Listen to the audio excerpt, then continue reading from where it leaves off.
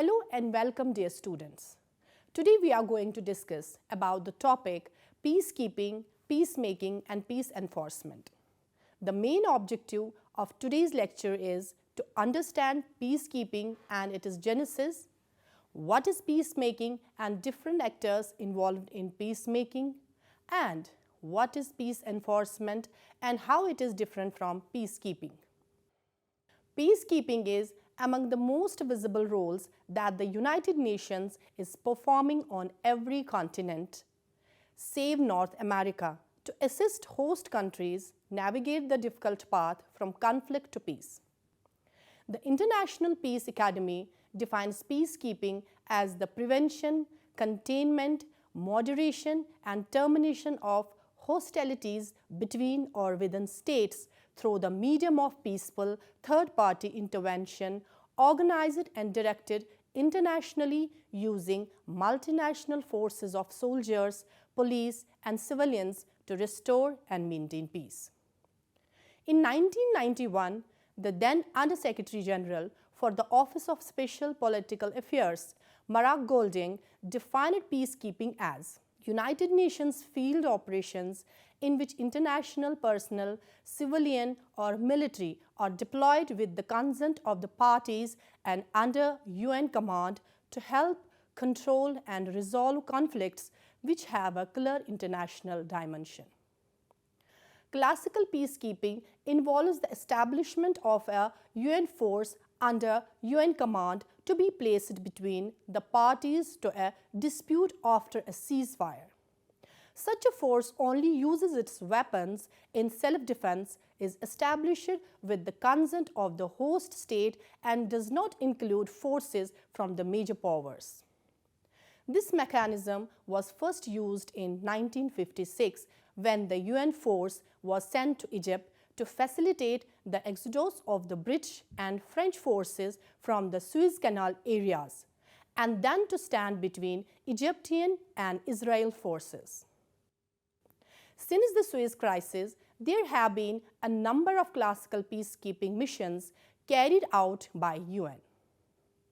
There are three basic principles which guide UN peacekeeping: consent of the parties, impartiality, non-use of force except in the self-defense, and the defense of the mandate.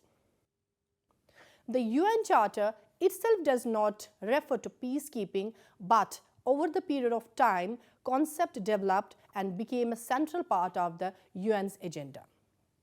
The founders of the UN rejected the idea of peacekeeping because of the fact that peacekeeping would eventually mean placing a military within the borders of a state for the specific purpose of blocking hostilities, which could easily be regarded as a breach of the national sovereignty. Nor did the UN have the means at its disposal for extensive peacekeeping missions, because the idea of UN having its own permanent forces never got off the ground because of the differences among the permanent members. However, the swift dissolution of European empires in the aftermath of Second World War created problems and conflicts that required a new kind of policing power. In 1947 to 48, the large-scale killings related to the partition of India and Pakistan, as well as the First Arab-Israel War and the emergence of the Palestinian refugee issue, clearly indicated that the UN required a military arm if it was ever to subdue conflicts around the globe. These two crises resulted in the founding of the two longest-lasting UN peacekeeping missions. In May 1948, the United Nations Truce Supervision Organization in the Middle East was established with headquarters in Jerusalem. The concept of the UN peacekeeping emerged from the UN Truce Supervision Organization created in Palestine in May 1948 to supervise the truce arranged by the UN Security Council at the cessation of hostilities between Arab nations and Israel. It was only in the mid-1950s that peacekeeping, the first genuinely international police force, was born after the eruption of the Suez Canal crisis in 1956, involving Egypt and Israel when UN emergency force was deployed. It provided a model example of rapid development, and the creation of UNEF was the first peacekeeping operation to secure and supervise the cessation of hostilities between two parties. The creation of UNEF was authorized by the General Assembly by passing a landmark resolution on November 4, 1956, authorizing the Swedish Secretary General Dag Hammarskjöld to raise and deploy a UN emergency force responsible to Hammarskjöld and headed by a neutral officer. The person behind the creation of UNEF was Lester Pearson, Canadian statesman who initially suggested that the force should consist of mainly Canadian soldiers. But the Egyptians were suspicious of having a Commonwealth nation defend them against Great Britain and her allies. In the end, a wide variety of national forces were drawn upon to ensure national diversity. For his role, Pearson received Nobel Peace Prize in 1957 and is today considered as a father of modern peacekeeping. The purpose of the 6,000-strong multinational peacekeeping force was straightforward: to erect a physical barrier between Israel and Egypt. It worked only for a decade. UNEF's presence depended on the consent of host nations. In 1967, Egyptian leader Gamal Abdel Nasser told UNEF to leave shortly before the so-called Six-Day War, during which Israel occupied the Sinai Peninsula. The main significance of the Suez crisis from the perspective of the UN was as a prototype of modern peacekeeping. In numerous other conflicts after 1956, the blue helmets, worn mainly by soldiers from the countries that were not among the P5, would arrive and provide a shield against future hostilities. They would not be authorized to fire their guns except in self-defense. As its name implies, UNEF was created simply to soothe an emergency situation. Its job was not to resolve the deeper sources of the conflict or enforce a permanent settlement. Despite its limited long-term success, the prototype established at Suez was the general model used in most Cold War-era UN peacekeeping missions. The particular characteristics of this type of first-generation peacekeeping mission were their stringent neutrality and impartiality in the conflict in question, which allowed the UN and its member states to refrain from choosing sides. In an era characterized by the East-West rivalry, this was virtually the only way in which an international military mission could gain the support of states on opposite sides of the Cold War divide. However, the emphasis placed upon monitoring the situation rather than influencing it, the need to have the consent of the conflicting parties, and the non-use of force except in self-defense made the Suez prototype unfit for all types of conflict situations, particularly in many succession struggles that erupted in the aftermath of European decolonization in 1950s and 1960s. Still, the Blue Helmets expanded their operations even during the Cold War. From 1960s to 1980s, peacekeepers were sent to numerous conflict regions, particularly in the Middle East. Some of these operations have become part of the regional landscape. For example, the UN peacekeeping force in Cyprus have been present in the eastern Mediterranean island since 1964, and the UN Disengagement Observer Force that was created to observe the border between Israel and Syria in 1974 still remains in place. Perhaps most astonishingly, the misnamed UN Interim Force in Lebanon was expanded in the summer of 2006 following the Israel-Hezbollah conflict that threatened to destroy Lebanon's efforts to move towards some form of normality. UNIFIL was originally created in 1978. It was been a long interim. Overall, a total of 18 UN peacekeeping missions were created during the Cold War. Unlike the few just cited, most were relatively short-lived. Several were essentially observer missions. The good news was that fatalities were relatively few between 1948 and 1990. 850 peacekeepers died. Moreover, UN forces diffused and froze a number of violent conflicts and made negotiations between conflicting parties possible. By doing so, they saved their lives and promoted the overall cause of peace, and much belated recognition of their role was awarding of the Nobel Peace Prize to UN peacekeepers in 1988. Peacekeeping overreach. The end of the Cold War was followed by a dramatic explosion of UN peacekeeping operations, and the UN peace operations managed to produce stability in a number of world's trouble spots. Despite certain successful peace operations in the early 1990s, by the middle of the decade, the early post-Cold War enthusiasm regarding the UN's role as a global peacekeeper started to wane. This was largely due to the three magnificent failures of UN peace operations missions. Two of these tragic failures took place in Africa.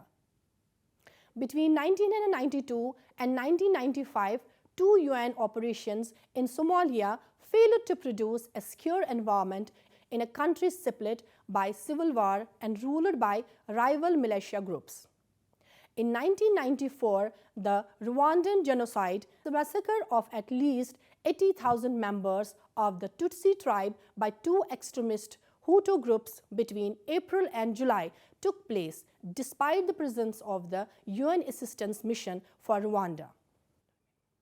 More than a decade after the departure of UNOSOM II and UNAMIR, Somalia and Rwanda remain politically unstable, classic examples of the shortcomings of post-Cold War peace enforcement. Equally dramatic was the failure of the UN or any other international force to prevent the ethnic cleansing in former Yugoslavia. Particularly shocking was the 1995 massacre of an estimated 8,000 Bosniaks in Srebrenica, an area declared a safe haven by the UN Security Council. But not even an anonymous Security Council resolution nor the presence of 400 Dutch peacekeepers would stop the worst massacre in Europe since World War II. Together with Somalia and Rwanda, Bosnia served to discredit those who had placed high hopes in UN peacekeeping in the post-Cold War era. Thus, after peace agreements, the Dayton agreements that were eventually negotiated to end the wars of former Yugoslavia in October 1995, the UNSC did not authorize a UN force to oversee their implementation. Instead, it delegated all military tasks to NATO's implementation force. Peacemaking. The term peacemaking is used in several different ways. According to the UN, peacemaking represents an action to bring hostile parties to agreement, especially through such peaceful means as these foreseen in Chapter 6 of the Charter of the United Nations.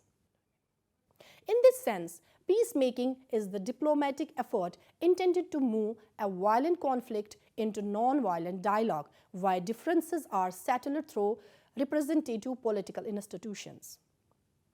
The objective of peacemaking is to end the violence between the contending parties.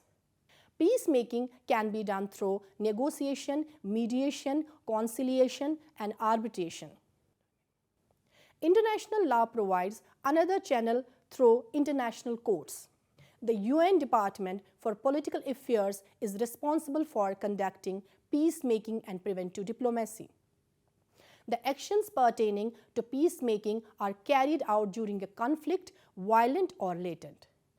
They entail the diplomatic process of brokering an end to conflict, principally through the use of mediation and negotiation skills. Article 33 of the UN Charter specifies negotiation, inquiry, mediation, conciliation, arbitration, judicial settlement, and resort to regional agencies to arrangements as modes of peaceful intervention in violent conflicts. Article 41 and 42 of the Charter allows for sanctions, blockading, and violent intervention in order to restore the peace between warring states. It is important to note that all UN Charter justifications for peacemaking were based on the concept of sovereign states. That is, there is no support for intervention in civil wars in the UN Charter itself. However, the Agenda for Peace report written under the auspices of former Secretary General Boutros Boutros-Ghali has changed the concept to allow for intervention in civil wars. United Nations peacemaking is an extension of the parties' own efforts to manage their conflict. When they cannot, the parties, the Security Council, or the General Assembly may call upon the United Nations Secretary General to exercise his good offices to facilitate the resolution of the conflict. The Secretary General may also undertake independent peacemaking initiatives by offering his good offices to parties to resolve the conflict in a peaceful way. Peacemakers may also be envoys, governments, groups of states, regional organizations, or the United Nations. Peacemaking efforts may also be undertaken by unofficial and non-governmental groups or by a prominent personality working independently. A number of conflicts have been brought to an end either through direct UN mediation or through the efforts of other third parties acting with the support of the UN. These include disputes in Namibia, Mozambique, Sierra Leone, Burundi, and more recently, the North-South conflict in Sudan. In addition, a number of potential disputes have been diffused through preventive diplomacy and other institutional conflict resolution processes, notably the Bakassi Peninsula dispute between Nigeria and Cameroon in 2002. A lesser known but much more successful effort was the negotiation of the peace agreement in Mozambique, which successfully ended the country's 16-year civil war in 1992. George Mitchell's mediation of the Good Friday Accords in Northern Ireland is another example of a seemingly successful peacemaking effort. More recent examples of peacemaking includes the Sudanese Comprehensive Peace Agreement signed in 2005, which ended the Second Sudanese Civil War and paved the way for the referendum that ultimately gave South Sudan its independence in 2012. An even more recent example is the 2012 Philippine Peace Agreement negotiated between the Moro Islamic Liberation Front and the Philippine government, which created a semi-autonomous region in Mindanao.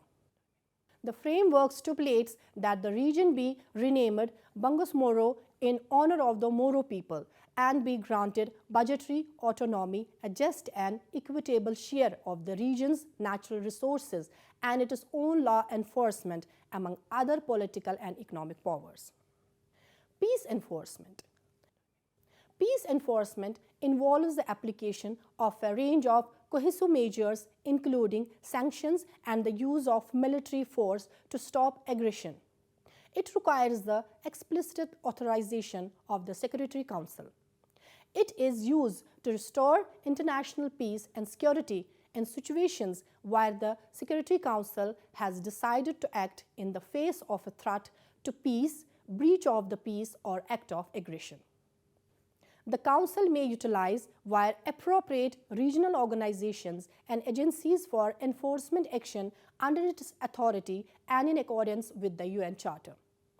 Apart from the legal and doctrinal distinctions, peacekeeping and peace enforcement generally differ in three major aspects: purpose, means, and actors. First, a peacekeeping mission's basic purpose is to implement peace accords that have already been agreed upon by warring parties, regional actors, and the UN Security Council. Peacekeepers are tasked with implementing existing peace agreements, not creating peace.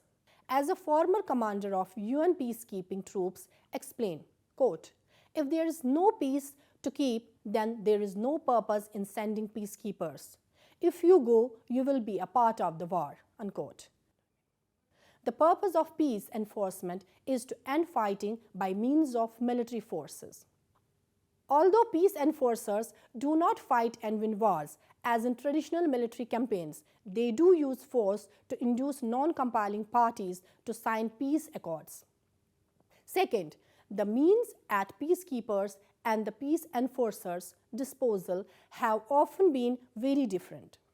UN peacekeeping troops hail from dozens of different countries and often spend little time training together before being sent to the field. Their armor is often light and not necessarily interoperable between units of different nationalities, and they do not always share common language. They are capable of tasks like monitoring ceasefires and retaining troops, but generally they cannot wield military force except in self-defense. Unlike peacekeeping troops, peace enforcers must be able to fight as coherent units. They must speak common language, they have equipment that is battle-ready and interoperable, and undergo common training in order to conduct operations that are akin to war fighting. Third, in terms of actors, the UN is tasked with the vast majority of traditional and multidimensional peacekeeping operations. In contrast, peace enforcement has often been the domain of single states or small coalitions of the willing, such as the operations of the British Special Forces in Sierra Leone, the US in Liberia, the French in Côte d'Ivoire, and the Australian-led coalition in East Timor. Regional organizations have also often played the role of peace enforcer, such as NATO in Bosnia, Herzegovina, and Kosovo, the Economic Community of West African States Monitoring Group in Liberia, Sierra Leone, and Mali, and the African Union in Burundi and Somalia. Generally speaking, single states, small coalitions, and regional organizations have been fairly successful at peace enforcement. These missions are more likely to use forces to achieve humanitarian ends. The genesis of peace enforcement can be traced from Congo crisis. The sudden independence of Congo, which was a Belgian colony in early 1960, created not only the largest country in the sub-Saharan Africa, but one that was rife with internal power struggles, rich in resources, and ripe for external intervention. The richest province of the Congo, Katanga, declares itself independent after receiving support from Rhodesia and South Africa, both countries ruled by white minorities. When Belgian troops returned to the Congo, the country's Prime Minister, Patrice Lumumba, appealed to the UN for the help. But arrival of peacekeepers did not immediately solve the crisis, as the UN Security Council debated the implications of the intervention in the internal affairs of Congo, which had been a UN member state since September 1960. The Congo became, in effect, the first case in which the UN was engaged in a peace enforcement mission. The 20,000-strong United Nations operation in the Congo faced physical limitations and constant attacks from the local groups. In the same year, Patrice Lumumba was captured and killed by his internal opponents. The mayhem in the Congo was almost total until 1964, when the unity of the country was for the time being restored and the central government, headed by the Mobutu Sese Seko, was firmly in power in Kinshasa. The last UN troops left the Congo in the summer of 1964 with 250 UN casualties, ONUC was the deadliest UN peacekeeping operation in the Cold War era. Among the casualties was the UN Secretary General. Tragically, Dag Hammarskjöld's plane crashed in 1961 while he was shuttling around the region in an effort to mediate an end to the conflict. During most of the Cold War, until the late 1980s, UN peacekeeping and the peace enforcement was not possible in a number of areas. During the bloody conflict in Algeria, for example, the UN was unable to intervene because of the French ability to block any action. The Vietnam Wars, both its French 1946 to 54 and American 1960 to 75 phases went by without the UN playing any significant role. When the Soviet Union invaded Afghanistan in 1979 or the Chinese attacked Vietnam in the same year, the UN could do nothing but offer to mediate. The lone mission in Western Hemisphere, a region the United States continued to dominate, was established in the Dominican Republic in May 1965, following the unilateral military intervention by 20,000 US Marines. The mission of the representative of the Secretary General in the Dominican Republic mandate lasted until October 1966, when its infrastructure, 2 military observers and a tiny civilian staff was disbanded. Dear students, it was all about today's lecture regarding peacekeeping, peacemaking and peace enforcement. Hope you have understood it well. See you next time with a new topic. Till then, goodbye, stay blessed.